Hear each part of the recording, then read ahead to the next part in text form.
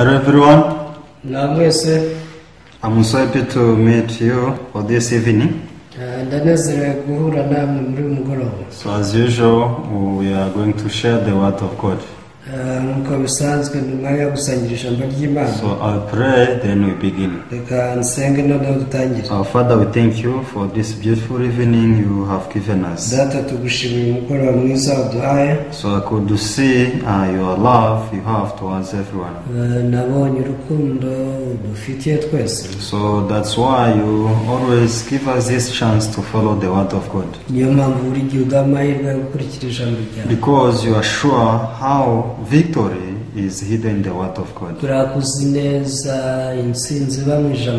So please, you work strongly in our hearts so that our hearts can close to the word of God. In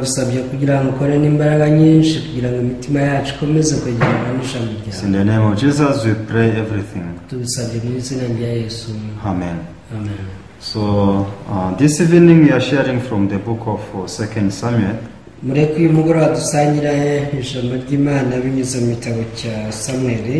Samuel chapter 1 from verse 1 through 11.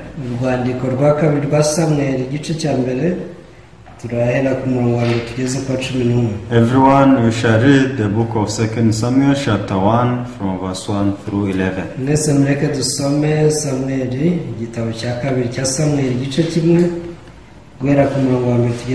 Now it came to pass after the death of Saul, when the king had returned from the slaughter of the Amalekites, and David had stayed 2 days in Ziklag.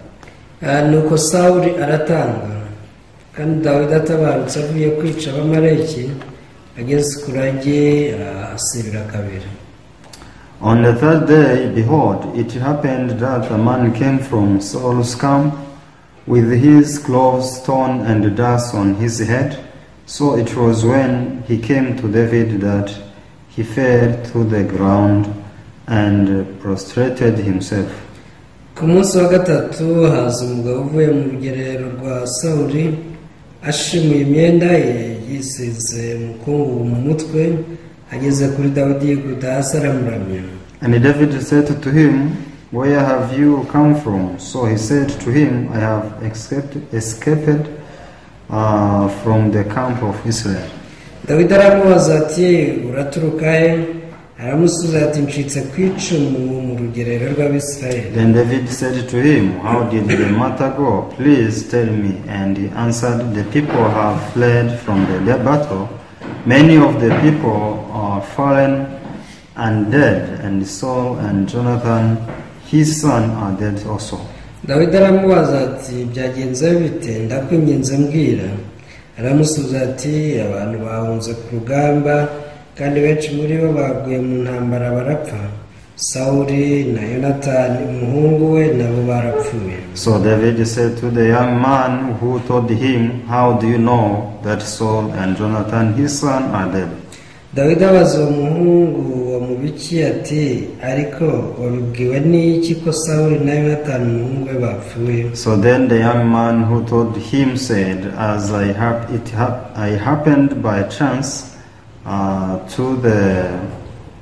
to be on Mount Gilboa, there was Saul leaning on his spear, and indeed the chariots and horsemen followed hard after him." Uwo muhungu wamubikiraga aravuga ati narigenderaga ngeze ku musozi w'Igilibowa mbona Sawuli yishita ku icumu kandi mbona amagare n'abahetswe n'amafarashi bamusatiriye. Now when he looked behind him, he saw me and called me, and I answered, "Here I am." Maze Sawuli akebutse inyuma arambona arampamagara ndamwitaba ntikarama. And he said to me, "Who are you?" So I answered him, "I'm Amalekite." Arambaza ati urinde? Ndamusubiza nti ndi Umwamaleki. So he said to me again, "Please stand over me and kill me, for anguish has come upon me, but my life still remains in me." Arambwira ati nyamuna igira hano unsonge dore ndembejwe n'umubabaro kuko nkiri muzima. So I stood over him and killed him because I was sure that he could not live after he had fallen. And I took the crown that was on his head and the bracelet that was on his arm and have brought them here to my Lord. nuko ndamwegera ndamusonga kuko nari menye neza ko atakiri uwo gukira namara kugwa erako mucuzi kamba ryari ku mutwe n'umuringa wari ku kuboko none mbizaniye databuja. So therefore David took hold of his own clothes and tore them, and so did all men who were with him. Dawidi afata imyenda ye arayishishimura n'abari kumwe nawe bose babigenza batyo. So I'm so happy to have this time to share the word of God with you. Ndanezerewe ko ngize umwanya wo gusangira namwe ijambo ry'Imana. So for us to have the time to share the word of God, this shows how our thoughts are different from the word of God. Kugira umwanya wo gusangira ijambo ry'Imana nuko ibitekerezo byacu bitandukanye n'ijambo. So it would be okay to stay with our thoughts. Byari kuba byiza tubanye n'ibitekerezo byacu. But when we follow our thoughts, we are heading to destruction. Ariko ikibazo cyo tukurikira ibitekerezo byacu tuyoboka inzira y'irimbukiro. So because of this, God wrote this Bible so that we can follow the mind of God. Kubera iyi mpamvu Imana yatwandikishirije Bibiliya kugira ngo tumenye umutima wayo n'imyumvire yayo abariyo dukurikira. But however, there is the existence of Satan. Gusa hariho na Satani. Though the heart of God is clear in the Bible, Satan does not want people to recognize the heart of God. Nubwo umutima w'Imana usobanutse muri Bibiliya ariko Satani ntashaka abantu bawukurikira. So many people, they just want to believe in God according to how they feel, how they see. Abantu benshi bashaka kwizera Imana uko babibona nuko babyiyumva. So what does it mean, believing or trust in someone? Ese kwizera umuntu bivuze iki? So it means your own will or your own sense are already lost. Bivuze ko ubushake bwawe n'ibyiyumviro byawe ubanza ukabiheba. So that means believing in God, trusting in God. Icyo nicyo bivuze kwizera cyangwa se kugirira icyizere. Trusting in God, it cannot happen in someone's life unless someone is still trusting himself. Kwizera Imana ntibyakunda ngo bibe mu buzima bw'umuntu igihe akizera akizera ibyiyumviro bye. But when everybody puts aside everything of him, it's very easy to accept the heart of God and believe his heart. Igihe umuntu ashyize hasi ibyiyumviro bye biroroha cyane kwemera umutima w'Imana no kwizera. So some people, they read the Bible, others they don't read. Arabasoma Bibiliya hari n'abatayisoma. Sometimes those who read the Bible, they don't understand. Rimwe na rimwe abasoma Bibiliya ntibayumva. Or when they read, they try to interpret the Bible according to they want. Cyangwa se iyo basomye Bibiliya bagerageza kuyisobanura uko babyumva. Because many people, they go in the Bible with the heart to do well. Abantu bamwe bajya muri Bibiliya bafite umutima wo gushaka gukora neza. It seems like the Bible is the book which is telling people to do good and avoid bad. Batekereza ko Bibiliya ari igitabo kibigisha gukora ibyiza no kwirinda ibibi. So whenever they go into the Bible, they try to interpret the Bible in that way. Igihe cyose bagiye muri Bibiliya bagerageza kuyisobanura muri ubwo buryo. So when they see how the people are successful in their spiritual life, some stories in the Bible. Inkuru zimwe na zimwe z'abantu bahiriwe n'ubuzima bw'umwuka. So people, they think that the reason why this person lived well in the harmony with God is because he was so nice. Baratekereza bati cyatumye ngo yabana n'Imana neza nuko yari umuntu mwiza. But people are blinded by the devil until they don't think and such. Gusa Satani yahumye abantu amaso kugira ngo batareba cyangwa se ngo bashakishe kumenya. When you check the Bible, you can see that all people who became successful in their spiritual life, igenzuye birubona ko abantu bose bahiriwe n'ubuzima bw'umwuka. so no one was good among them. Muri bo nta n'umwe wari mwiza. No one was perfect. Nta n'umwe wari utunganye. So all of them, they are weak before God. Bose imbere y'Imana bari abanyantege nke. So we can see that the characteristic they had, you also have. Tubona ko ibyabaranze nibyo nawe bikuranga. They are so fearful. baratinyaga, They are so lustful people. bari bafite irari, So they are similar like any other human being. ni ukuri bari bameze nk'undi muntu uwo ari we wese. So when we see the life of David, urebye ubuzima bwa Dawidi, for sure we can see how successful he became in his spiritual life. Dawidi yaje guhirwa mu buzima bwe bw'umwuka. But do you think that David was perfect? Hasi utekereza ko Dawidi ari uko yari atunganye? So do you think that David was blameless? Nta nenge yagiraga? So it is not that. Ntabwo ari byo. David had a lot of mistakes in his life. Dawidi yagize amakosa menshi mu buzima bwe. David did many different evil. Yakoze amabi menshi. But why did he live with God until he died? Ariko se kuki yabanye n'Imana kugeza apfuye? So people, they only focus outward part, but they don't think about the heart. Abantu bita ku bigaragara inyuma ariko ntibite ku mutima. So if you judge the life of David outwardly, ubuzima bwa Dawidi uramutse uburebeye ikigeje inyuma, so you can interpret his life according to how you want. n'uburebera inyuma uzabusobanura uko ubishaka. People, they say that the reason why God kept on living with David is because he could commit sin and remember to ask forgiveness of sin. Hari ahantu bavuga bati icyatumye Imana ikunda Dawidi ikagumana nawe nuko yakoraga ibyaha akabisabira imbabazi. And when you commit sin, you have to feel guilty and be sorry to God. Bakavuga bati rero igihe wacumuye ugomba kubabazwa n'icyo cyaha kandi ukagisabira imbabazi ku Mana. This is how many people they try to interpret the Bible. Uko niko abantu benshi bagerageza gusobanura. So they think that just going to church and serve the Lord, be partakers of the work of God, and try to be humble before God, this is spiritual life. Batekereza ko kujya mu rusengero ukagerageza kwicisha bugufi ugakora imirimo itandukanye y'urusengero ariko kuba ubuzima bw'umwuka. So when they see the life of Abraham, iyo barebye ubuzima bwa Aburahamu, they try sincerely to be like Abraham. baba bashaka kuba nka Aburahamu, They want to be the man of faith. bashaka kuba abantu bafite kwizera. But they just see the outward part of Abraham. They don't want to see the heart of Abraham. Ariko bita ku bigaragara inyuma kuri Aburahamu ntibite ku mutima yabanaga So nawe. all people in the Bible who lived by faith before God, Abantu bose babaye kubwo kwizera imbere y'Imana, it's because they had lost everything of theirs. nuko bari bamaze guheba ibyabo byose. They lost hope. Ibyiringiro byabo bari barabijugunye. They lost their zeal.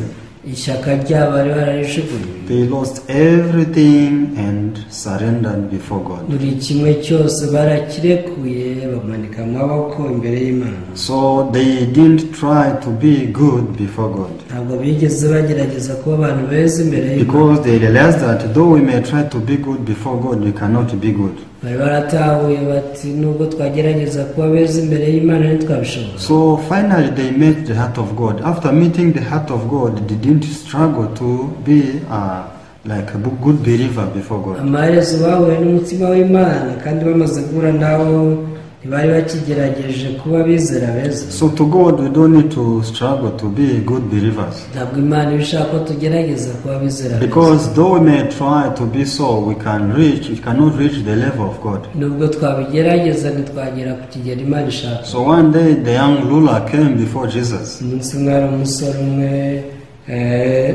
waje imbere ya Yesu. So he was asking Jesus, what good can I do to inherit the eternal life? Yari umutunzi aza imbere ya Yesu amubaza ati nakora cyiza ki ngo ndage ubugingo buhoraho. What Jesus answered him? Ese Yesu yamushubije iki? Jesus told him, there is no one, no, not one. Yesu yaramushubije ati nta ukora ibyiza habe n'umwe. Who told you I'm good? Ninde se ubundi wakubwiye ko ndi mwiza? Who told you that you are good? Wowe se ninde wakubwiye ko uri mwiza? Only God is good. Mana niyo nziza yonyine. So everyone, the rest of others are so evil, so that in his eyes. Ubuye w'Imana abandi bose ni babi barahindanya mu maso yawe. So if you are evil, why do you have the mind to do good? None se nimba uri mubi kuki ugira imyumvire yo gushaka gukora ibyiza? So you cannot do good, yet you are evil. Nta cyiza wakora kandi uri mubi. But if you are good, you can do good. Uri mwiza wakora ibyiza. If you are good tree, you can bear good fruit. Kwera kuri igiti cyiza kwera imbuto nziza byakunda. But who is telling you that the evil tree can bear good fruit? Ase ninde wagushutse ku giti kibi cyakora imbuto So nziza? Jesus wanted to express the heart of God to this young ruler. Yesu yashatse gushyikiriza umutima w'Imana uyu musore Don't muto. think that you can be inherited the kingdom of God because you did something good. Yashatse kumubwira ati ntukabwire ko wabona ubwami bw'Imana ko hari icyiza wakoze. So you need to think and find a new way. Ahubwo ugomba gutekereza ukabona inzira nshya. Until today you have been relying upon your goodness, Kugeza ubu wishingikirije ku neza yawe, but you need to change direction. ariko ugomba guhindura icyerekezo. This is what Jesus wanted to teach us. This is what he wanted to teach this young ruler. Iki ni cyo Yesu yashatse kwigisha uyu musore, kandi nicyo Yesu ashaka kutwigisha. So when we read the book of Luke chapter 18, Iyo usomye Luka 18, so we can read this book. Luke chapter 18 verse 10. Luka igice cya 18 umurongo w'10. Bible says 2 men went up to the temple to pray, one a Pharisee and another a tax collector. Ati abantu babiri bazamutse bajya mu rusengero gusenga, umwe ari umufarisayo undi ari umukoresha w'ikoro. The Pharisee stood and prayed thus with himself, God, I thank you that I am not like other men, extortioners, unjust, adulterers, and even as this tax collector. Umufarisayo arahagarara asengera mu mutima we ati, Mana ndagushimiye yuko ntameze nk'abandi b'abanyazi n'abakiranirwa n'abasambanyi cyangwa ndetse n'uyu mukoresha w'ikoro. I fast twice a week, I give tithe and of all I possess. Mu minsi 7 yose niriza ubusa kabiri, nanga kimwe mu 10 mu byo nungutse byose. Verse 13 says, a tax collector standing afar off would not so much as raise his eyes to heaven, but beat his breast, saying, God, be merciful to me as a sinner. Naho umukoresha w'ikoro ahagarara kure, ntiyangara no kubura amaso ngo arebe mu ijuru, ahubwo yikubita mu gituza ati, Mana mbabarira kuko ndi umunyabyaha. Now 2 men are standing before God. Aba ni abantu babiri bahagaze imbere y'Imana. But when we see how they are expressing their hearts before God, Turamutse witegereje uko bari gutangaza umutima wabo imbere y'Imana, are totally different. ni abantu babiri bahabanye. So Bible says that man will be justified of what he said. Bivuga ko umuntu azatsindishirizwa n'ibisohoka mu kanwa ke. So now they are expressing their hearts to God, Aba bombi bari kubwira Imana umutima wabo, and they know that God is a judge. kandi bazi ko Imana ariyo mucamanza. Because if they can judge themselves, they don't need to stand before God. Iyo aba bakwiciriye urubanza ntibari bakwiriye guhagarara imbere y'Imana. So now the the Pharisee, he started to express his heart. Umufarisayo niwe wabanje atangira kuvuga umutima. So I'm blameless. Yaravuga ati, njye rwose ndi ntungane, I'm not evil like those people. sindi mubi nk'abandi, I'm not like those extortioners. simeze nk'abanyazi, Even I'm not like this tax collector. sinameze nk'uyu mukoresha w'ikoro. So how beautiful it is in the eyes of this Pharisee. Ese uyu mufarisayo yabonaga ari byiza bingana, But in the eyes of God, this was like disgusting. ariko mu maso y'Imana byari biteye ishozi. Why?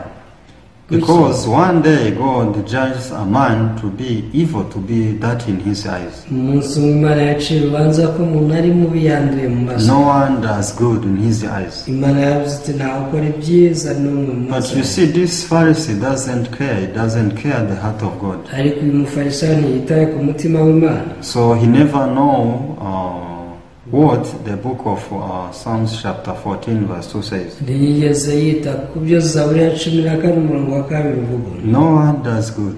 aho bivuga ngo ntakora ibyiza we n'umuntu. And the tax collector also was expressing his heart. Gusa umukoresha w'ikoro nawe yabuze umutima we. So when we see the expression of this tax collector, it has nothing to do with what the Pharisee was expressing. Umukoresha w'ikoro ibyo yavuze byari bihabanye cyane n'iby'umufarisayo. Because he knew himself very well. Yari yiyizi neza. So he had met the heart of God exactly. Yari yaramaze guhura n'umutima w'Imana by'ukuri. I know what God says about me. Akavuga ati ndabizi iby'Imana imvugaho. So I'm sure that if this tax collector tries to do what he did good, he could not miss what to say before. Iyo umukoresha w'ikoro nawe agerageza gushakisha ibyiza yakoze, nzi neza yuko atari kubibura. Before men, he had many things to say. Rwose imbere y'abantu yari kugira byinshi yavuga. But when he moved before God, he had nothing to say. Ariko ageze imbere y'Imana nta na kimwe yabonaga yavuga. Because he knew what the judgment of God is. Kubera ko yari azi urubanza rw'Imana. So he bowed his head. Yarunamye. He was beating his chest. Atangira kwikomanga mu gatuza. Please be merciful to me, a sinner. Ati ngirire impuhwe kuko njye ndi umunyacyaha. I have nothing to say before you. Nta kintu mfite nakubwira. Amazing thing. Ni gitangaje. This tax collector is the one who was justified. Nuko uyu mukoresha w'ikoro yatsindishijwe. So what the Bible wants to try to teach us? Ni iki biri bigerageza kutwigisha? The one who can be justified ushobora gutsindishirizwa. It is not the one who did something good, ntabwo ari uwakoze ibyiza, but it is the one who realized that he never did something good in the eyes of God. ahubwo ni uwatahuye ko adashobora gukora icyiza na kimwe mu maso y'Imana. So he has nothing to say. nta kintu na kimwe afite cyo kuvuga. He has nothing to boast on. nta kintu na kimwe afite cyo kwirata. So when we see the prodigal son coming before the eyes of his father, iyo turebye umwana w'ikirara ubwo yagarukaga kwa se, so actually he was accepted by his father. icyo gihe se yaramwakiriye. But in which image? ase yarameze ate? He was so dirty. yarahindanye cyane. He was so smelling. yaranukaga. But since the heart of his father was the heart of God, ariko ku mutima wa se ari wo mutima w'Imana, his father was able to embrace him. ese yaramwakiriye. He was so happy with him. yaramunezerewe cyane. Why? kubera iki? Because the prodigal son realized that he failed in his life. kubera ko umwana w'ikirara yatahuye ko yatsinzwe mu buzima. Because some people, though they fail in their life, they don't accept their failure. abantu nubwo batsinzwe ariko ntibemera gutsindwa kwabo. So, but God likes and God loves these people who admitted their failure. nyamara Imana ikunda abantu bemera ko batsinzwe. So God is ready to justify this kind of people. bene aba Imana iba yiteguye kubatsindisha. So when the prodigal son arrived in his father's house, umwana w'ikirara ageze kwa se, so his father started to take care of himself. ise yatangiye kumwitaho. His father was responsible for everything of this son. ise yafashe inshingano zose kuri uyu mwana. So this story wants to teach us how God wants us to come before him. iyi ni inkuru itwereka uburyo Imana ishaka ko tuyigarukira. So many people, they want to clean themselves, to sanctify themselves and find the time to come before God. abantu benshi bashaka kwiyeza kugira ngo baze imbere y'Imana biyejeje. But God wants us to come before him in the image of this tax collector, in the image of this prodigal son. ariko umutima w'Imana nuko tuyize imbere mu ishusho y'umukoresha w'ikoro, mu ishusho y'umwana w'ikirara. So after this, God will take care of everything of us. nitugera imbere y'Imana gutyo yizita ku byacu byose. So we have read the book of 2 Samuel chapter 1. twasomye urwa kabiri rwa Samweli igice cya mbere. So I want to speak briefly about this son. ndashaka kuvuga gatoya ku by'uyu muhungu. So when this son heard about the death of King Saul, uyu muhungu yumvaga urupfu rwa Sawuli. as you know, King Saul was the king of Israel, murabizi ko Sawuli yari umwami w'Abisirayeli, but he died on the ariko battlefield. yaguye ku rugamba. So Bible is showing how this son, this man came before David. birigaragaza uko uyu muhungu yaje imbere ya Dawidi. So he was having this crown of King Saul in his hand. yaje yitwaje ikamba Sawuli yambaraga. So what was the heart of this man? ese uyu muhungu yashakaga iki? So this man, he was thinking about the heart of David in his own perspective. umuhungu yatekereje umutima wa dawidi mu mirebere ye. I will speak like this. ndavuga gutya. As you know, David, he was not in good relation with King Saul. murabizi ko dawidi ntabwo yari inshuti ya sawuli. Because always Saul tempted to kill David many times. sawuli yagerageje inshuro nyinshi kwica dawidi. But God protected David. ariko imana ikamurinda. But even though Saul tried to kill David, the heart of David didn't change towards Saul. gusa nubwo sawuli yashatse kwica dawidi ntabwo umutima dawidi yari afitiye sawuli wahindutse. Because the heart of David was the same heart of God. umutima dawidi yari afite ni umutima w'imana. So if you want to know the heart of God, you can check the heart of David in his life. niba ushaka kumenya umutima imana ifite wareba umutima dawidi yabanaga nawe. So David put aside his own heart and accepted to live with the heart of God. dawidi yari yashyize hasi ibyo byose ahitamo kubana n'umutima w'imana. So this man never recognized this. ariko uyu muhungu ibi ntiyigeze abimenya. So because of this, when he appeared where the corpse of King Saul was, he took his crown. ibi byatumye ubwo yacagaho umurambo wa sawuli wari uri cyangwa se umugogo w'umwami sawuli afata ikamba rye. In his heart was thinking that I'm so lucky. umutima we yaratungiza amahirwe. Maybe even David doesn't know what have happened. ubu dawidi ntabwo azi ibyabaye. This is a good news. aya ni amakuru meza. So he started to think how he would interpret this story in the eyes of David. yatangiye gutekereza uko ari bubwire iyo nkuru dawidi. I will tell David how I'm the one who killed King Saul. ndabwira dawidi ko ari njye wivuganye umwami sawuli. So in other words, this man wanted to appear good before David. yashaka kwigaragaza ko ari mwiza kuri dawidi. Now I am going to become hero. aravuga ati nzaba intwari. So everyone will speak about me. abantu bose bazajya bamvuga. So this is what he was thinking in his heart. ibi ni byo yatekereje. But already he had gone astray. ariko yari amaze kuyoba. This was different from the heart of King David. ibi byari bihabanye n'umutima dawidi yabanaga nawo. So when he arrived before David, ageze imbere ya dawidi. yes, he spoke as if he is the one who killed King Saul. nibyo yivuze nk'uwishe umwami sawuli. But when David heard about this, he was so much sad. So dawidi acyumva ibi yarababaye cyane. So he thought that David will sing, will dance, will praise him. yatekereza ko dawidi nabyumva azishima akabyina akamushimira. But it didn't happen so. ariko siko byamugendekeye. David cried and cried. dawidi yararize cyane. When we read this verse 10, soma umurongo w'icumi. so verse 11 says, Therefore David took hold of his own clothes and tore them, and so did all men who were with him. umurongo wa cumi n'umwe dawidi afata imyenda ye arayishishimura n'abari kumwe nawe bose babigenza batyo. So this man was shocked. umuntu yari ikanzu. I thought it will be good. ati natekereje ko bigendekera neza. Now, is it a sinner? ese ni icyaha. So I never knew that it will be a sin when I arrived before David. sinari nzi ko bimindukira icyaha ningera imbere ya dawidi. Maybe I might have learned the heart of David. nakabaye narize umutima wa dawidi. So if I could have known this, iyo nza kuwumenya I could have come with different story. ubu nari kuza muzaniye indi nkuru. So when he was standing before David, he realized how he was deceived. ubwo yahagaraga imbere ya dawidi yabonye uburyo yashutswe. So without delaying, finally this man was killed. ntabwo byatinze uyu musore yahise yicwa. Because when we read verse 14, umurongo wa cumi na kane. Bible says, So David said to him, How was it you were not afraid to put forth your hand to destroy the Lord's anointed?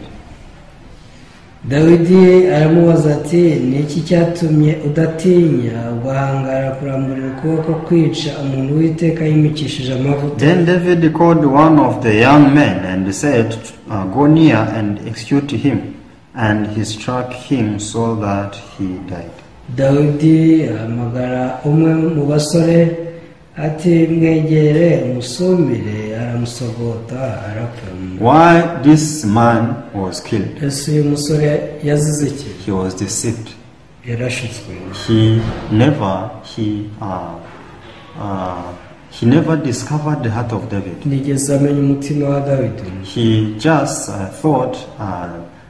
interpreted the heart of David according to his view. Yapfuye kwisobanura umutima wa Dawidi mu mirebere ye. So because of this, he was killed. Ibi byamuzaniye urupfu. This is how many people they want to live before God. Uku niko abantu benshi bashaka kubaho imbere Many y'Imana. people they want to interpret themselves the heart of God. Bashaka kwisobanura umutima w'Imana. But God had already interpreted his heart in the Bible. Ariko Imana yasobanuye umutima wayo muri Bibiliya. Who is telling people to be good before God? Ese ninde ubwira abantu ngo babe beza imbere Who y'Imana? told them God wants the perfect people?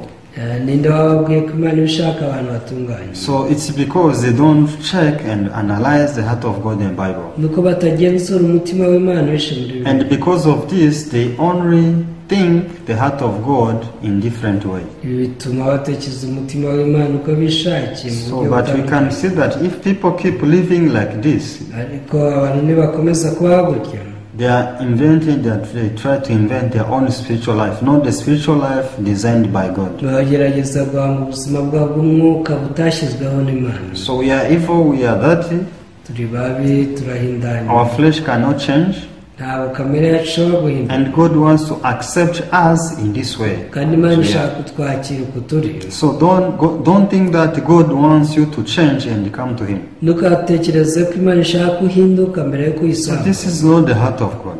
Ntabwo ariwo mutima Imana So ifite. you just come with all your weaknesses, Ujye uza mu ntege nke zawe zose, come with your sins. uzane n'ibyaha byawe byose, So you just come no matter how you are. uze ukuri kose.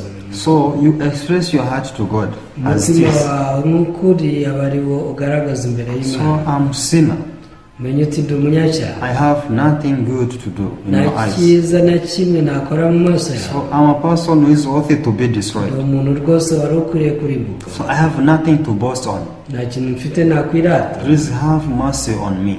kereka ungiriye impuhwe. If it is not your mercy, I can only reject it. I can only throw in the hellfire. Utangiriye impuhwe nta handi najya uretse mu rutazima. So this is the position God wants us to stand. Aha niho Imana ishaka ko duhagarara. So, but people who think the heart of God in different way, Ariko abatekereza umutima w'Imana mu bundi buryo, they are heading the way of destruction without knowing, like this man in the second Samuel.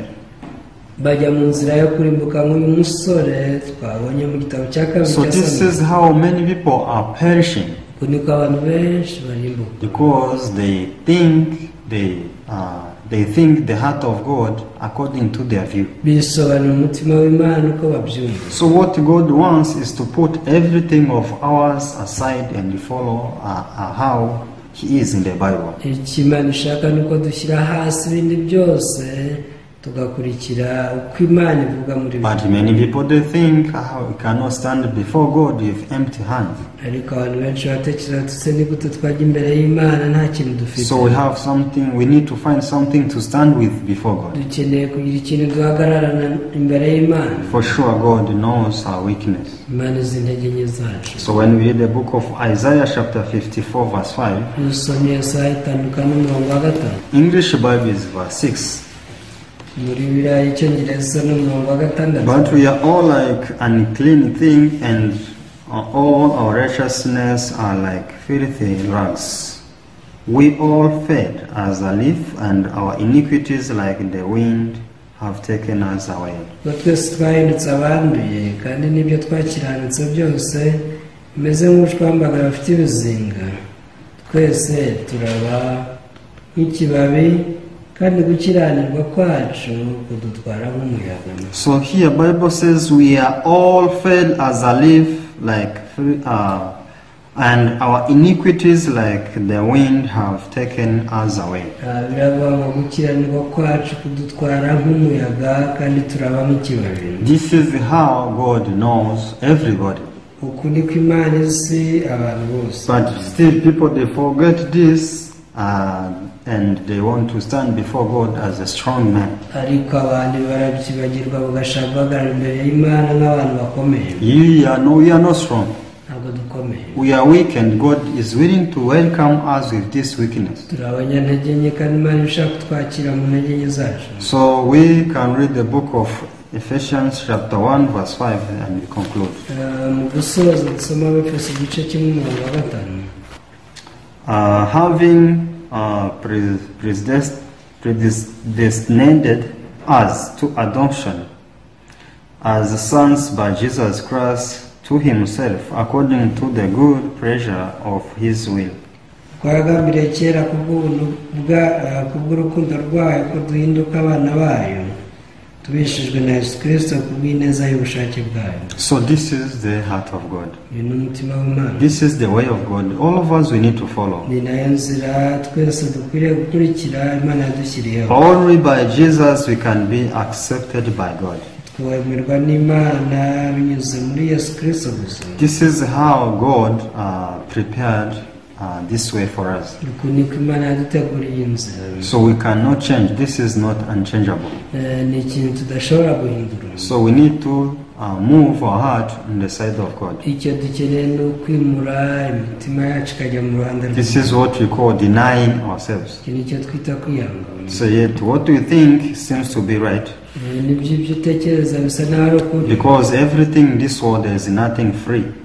kubera ko muri iyi si nta kintu cy'ubuntu gihari. Because in this world we have to sweat a lot. muri iyi si tuba tugomba kwihakuya cyane. So there is nothing you can receive for free in this world. nta kintu twabonera ubusa. But we cannot compare the mercy of God as something we can understand in our brain. ariko impuhwe n'urukundo by'Imana ntabwo dushobora kubigereranya n'ibyo ko tutanabyumva mu bwenge bwacu. So he gave us this salvation, this eternal life for free by Jesus. Imana yaduhaye agakiza ku buntu binyuze muri Yesu. So we need to come back to the heart of God. icyo dukeneye no kugarukira umutima wayo. Let's know the heart of God exactly so that we may not perish at this man, the second son. mureke tumenye umutima w'Imana neza nk'ukuri hato tutazarimbuka nk'uyu musore wo muri Samweli. Please don't try to interpret yourself the heart of God. ntukagerageza kwisobanura umutima w'Imana. Receive it as it is.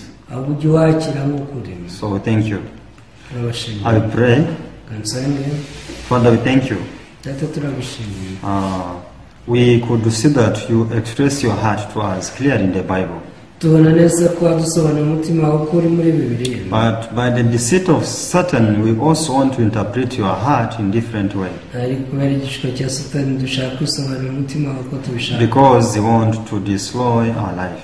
Satani arashaka kurimbura ubuzima bwacu. But we thank you because all the time you reveal your heart to us. gusa turagushimira kuko igihe cyose ushaka kuduhishurira umutima wawe. So many people in this world, they think that what you need is their zeal, is their perfectness. abantu benshi batekereza ko icyo ukeneye ari ugutungana kwawe. But that is not so.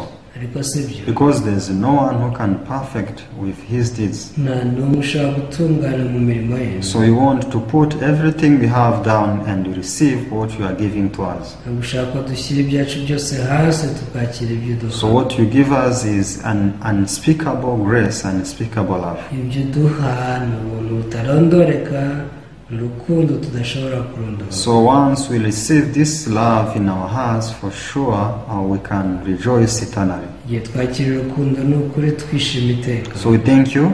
turagushimiye. We pray everything in the name of Jesus. byose tubisenze mu izina rya Yesu. Amen. amen. Thank you. See you next time. murakoze nawe utaha. Thank you, Pastor.